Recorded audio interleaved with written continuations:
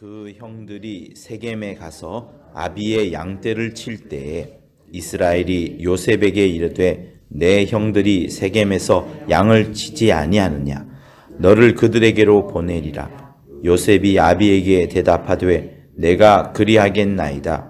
이스라엘이 그에게 이르되 가서 내 형들과 양떼가 다 잘 있는 여부를 보고 돌아와 내게 고하라 하고 그를 헤브론 골짜기에서 보내매 이 세겜으로 가니라. 어떤 사람이 그를 만난즉 그가 들에서 방황하는지라. 그 사람이 그에게 물어 가로되 내가 무엇을 찾느냐. 그가 가로되 내가 나의 형들을 찾으오니 청컨대 그들의 양치는 곳을 내게 가르치소서. 그 사람이 가로되 그들이 여기서 떠났느니라.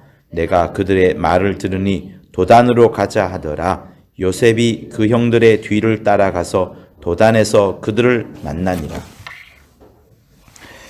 옛날에 성경을 읽을 때는 중요한 부분들을 읽고 또 그것들을 많이 기억하곤 했습니다만 통독을 한 그 결과 지나갔던 그것들이 이제 어느 날 기도를 하고 하면 생각이 나고 중요하지 않은 부분들이 중요하게 다가오는 그런 때들이 있습니다. 그래서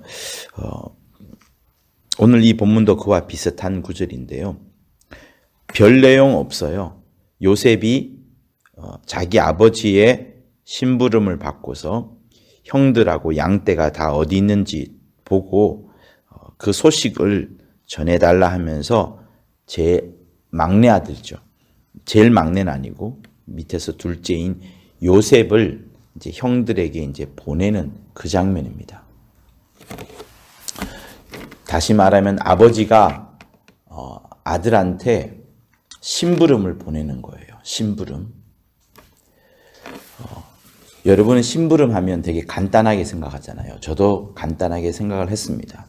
뭐 특별하게 심부름이 한자라고도 생각지 않았는데, 근데 어느 날 저는, 그리고 어제도 그 하나님의 심장에 관해서 여러분의 설교를 잠시 했었잖아요. 심부름할 때 그 심자가 마음 심자가 아닌가라는 저의 개인의 생각입니다. 생각을 해보았어요. 우리가 조금 전에 부름받아 나선 이 몸, 이런 찬양을 이제 불렀는데, 하나님의 부름을 받아서 우리가 가서 전도하고 하나님의 부름을 받아서 그 영혼을 살리려 하고 하는 것이 우리의 전도요, 우리의 일상의 신앙 생활입니다. 그러니까 내가 원해서 내 뜻대로 나의 계획으로 하는 것이 아니라 우리는 철저히 하나님의 부름을 받아서 일을 하는 자예요. 그런데 그 부름을 받았을 때 어떻게 일어나냐면, 보통 우리가 엄마 심부름하라 그러면 콩나물 사와 그러면 마트에 가서 콩나물을 사옵니다. 근데 이제 저는 그 정도로 생각한 것이 아니라 심부름에 굉장히 의미가 있다고 봐서 주인의 또 부모의 그 뜻이 무엇인지를 잘 헤아려 보고, 혹시 내가 흥정을 해야 된다면 흥정을 하고, 또 오가는 길에 더 좋은 물건을 살 수 있다면 그것을 살 수 있는, 그러니까 주인의 마음을 먼저 생각을 하고 그 주인의 마음 심자를 따라서 부름을 받은 것이 심부름이 아닌가라는 생각을 해보게 되었습니다. 그래서 중요한 부분들이 있는데요. 이 성경책을 잘 보면은 어떤 하나님께서 어떤 전쟁을 크게 일으켜가지고 영웅을 만들고 하나님의 일꾼을 세우는 것도 있지만, 하나님께서 뜻하지 않는 어떤 심부름을 그 사람에게 보내어가지고 위대한 일을 이루시는 적도 있습니다. 지금 아버지 이스라엘 야곱이 요셉을 심부름을 보내는 거예요. 형들한테 가서 형들이 어떻게 지내는지 잘 보고 돌아와라. 샬롬을 묻는 겁니다. 평안한지를 묻는 거예요. 그래서 이 동생이 걸어가는데 헤브론 골짜기에서 세겜이라면 거리가 꽤 됩니다. 한 80km 정도가 돼요. 자동차로 80km로 1시간 걸리는 거리입니다. 자동차로 1시간, 80km 달렸을 때 1시간. 그런데 가서 못 찾고 어떤 사람을 만나서 물어보니까 다른 쪽으로 갔다. 그래서 도단으로 가는 거예요. 아마 20km, 30km 더 갔을 겁니다. 그러니 이 친구가 형들을 못 찾아가지고 80km를 걸어가서 못 찾고 다시 20km, 30km를 더 가서 마침내 형들을 찾았는 그 장면이에요. 얼마나 먼 거리를 갑니까?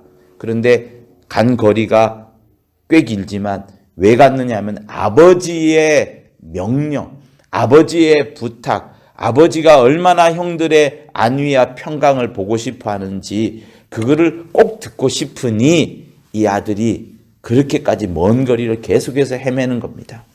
세겜까지 갔다가 되돌아와도 되는데 더 간 거예요. 도단까지 더 간 겁니다. 그런데 여러분 아시지 않습니까? 이 심부름의 발걸음이 요셉은 죽습니다.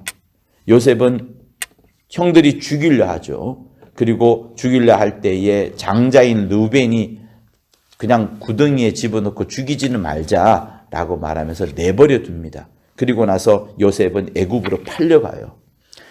애굽으로 팔려갈 때 요셉의 마음이 어땠겠습니까? 또 구덩이에 빠져 있을 때 요셉의 마음이 어떻겠어요? 절망입니다. 죽음입니다. 끝난 겁니다. 어디에 하나님의 개입하심이 있어요? 없습니다. 그리고 이 아들을 보냈던 아버지 이스라엘의 마음은 어떠했을까요? 내가 괜히 보냈다. 내가 보냈기 때문에 아들이 죽었구나 라는 생각이 있으니까 이 가정 내에는 하나님의 개입이 아니라 어찌 보면 마귀의 개입, 원수와 사망의 개입이 잔뜩 들어가 있는 겁니다. 그리고 형들은 동생을 죽였으니까 그 살인자의 마음들이 가득 차 있는, 사실은 하나님의 역사가 아니라 이거는 그냥 심부름을 보냈지만 심부름을 잘못 보낸 심부름일 수밖에 없는 거예요. 그런데 여러분, 우리는 이 끝을 알지 않습니까? 요셉이 이렇게 애굽으로 팔려가면서 요셉은 애굽에서 정착을 하게 되고 그곳에서 이제 가정 총무로 또 감옥의 총무로 그 다음에 마침내 이스라엘 애굽 전체를 다스리는 총리가 되는 것이 이 요셉의 행보입니다. 그러니까 첫 발걸음이 무엇이었냐면 아버지의 심부름 때문에, 단순히 아버지가 뭐 해와라 한 것이 아니라 아버지의 마음이 어디에 있는지, 아버지의 마음이 어떠한지, 아버지의 심장이 어떠한지를 살펴보고서 끝까지 이것을 완수해 내려고 했던 자가 요셉이었고, 그러하다 보니까 마침내 하나님의 일을 이루어 나가는 일을 하게 된 겁니다. 나중에 제가 여러분들에게 다윗에 대한 이야기도 해볼게요. 다윗도 형들한테 도시락 배달하는 심부름을 갖다가 골리앗을 만나가지고 화가 나가서 한판 붙은 것이 그 다윗이 역사에 등장하게 되는 그 기로가 된 겁니다. 그래서 여러분들이 심부름을 잘하는 거, 그거 매우 중요합니다. 왜? 우리 모두는 자기의 인생을 걸어가고 자기의 계획을 세우고 자기 열심을 살잖아요. 근데 하나님은 언제 일하시느냐? 나의 계획 속에 일하는 것보다 당신의 계획 속에 일하시고 그것을 우연한 길을 통하여서 하나님의 놀라운 일을 시작을 하시는 겁니다. 그래서 여러분에게 주어지는 환경 속에서 무엇이 하나님의 뜻인지, 내가 왜 일을 감당해야 되는지, 그 속에 하나님의 마음, 하나님의 부르심, 하나님의 심부름이 있다는 것을 아시고 늘 여러분의 삶을 축복하고 또 축복하고 역경 속에서도 또 여러분 자신을 정말 하나님의 가운데로 성령의 충만함을 얻도록 또 축복하는 그런 귀한 하나님의 일꾼들, 하나님의 축복받는 자들이 되실 것을 예수 이름으로 부탁을 드립니다. 할렐루야. 우리 예수 선발하며 받은 말씀을 갖고 간절히 기도합니다.